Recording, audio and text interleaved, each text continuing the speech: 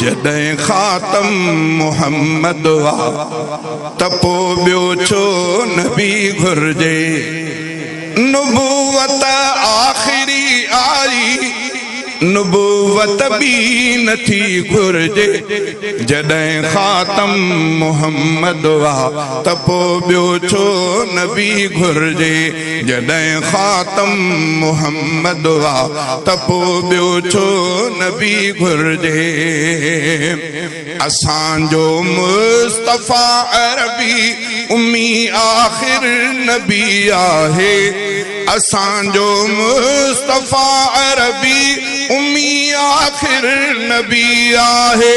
असांजो मुस्तफ़ा अरबी उम्मी आख़िर नबी आहे।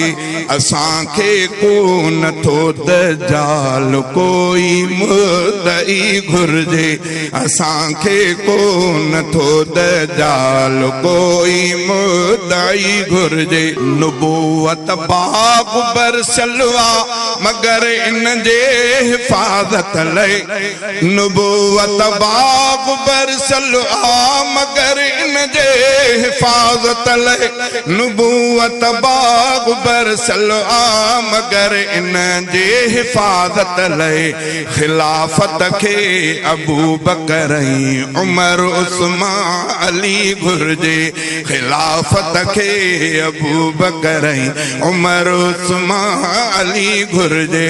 नुबुवत आख़िरी आई नुबुवत बि नथी घुर्जे।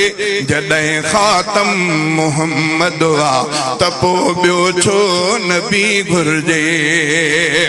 सुञाणप लए अबू दाऊद नसई इब्न माजा सां।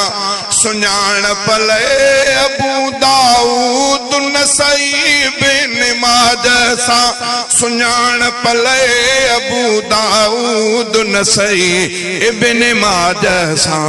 बुखारी ऐं सही मुस्लिम ऐं जामिउ तिर्मिज़ी घुर्जे।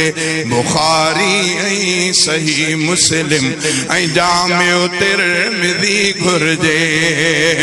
मुहम्मद तके रसाई लए असांखे रबरी ख़ातिर। मुहम्मद तके रसाई लए असांखे रबरी ख़ातिर। मुहम्मद तके रसाई लए असांखे रहबरी ख़ातिर। इमाम आज़म इमाम अहमद ऐं मालिक शाफ़ी घुर्जे। इमाम आज़म इमाम अहमद ऐं मालिक शाफ़ी घुर्जे। मुक़ल्लिद थी तरीक़नि चइनि मां हिकिड़ो तरीक़ो बस। मुक़ल्लिद थी तरीक़नि चइनि मां हिकिड़ो तरीक़ो बस। मुक़ल्लिद थी तरीक़नि चइनि मां हिकिड़ो तरीक़ो बस।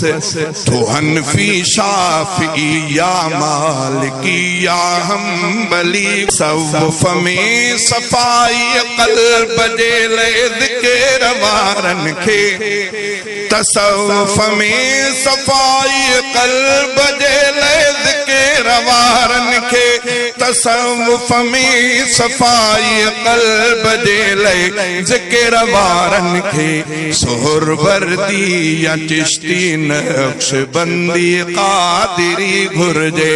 सुहरवर्दी या चिश्ती नक्शबंदी क़ादिरी घुर्जे। नुबुवत आख़िरी आई नुबुवत बि नथी घुर्जे। जॾहिं ख़ातम मुहम्मद वा तपो ॿियो छो नबी घुर्जे।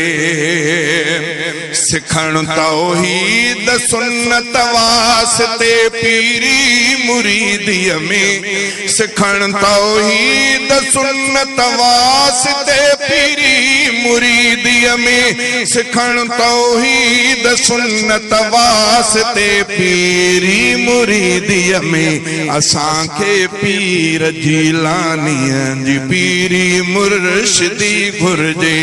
असांखे पीर जीलानीअ जी पीरी मुर्शिदी घुर्जे।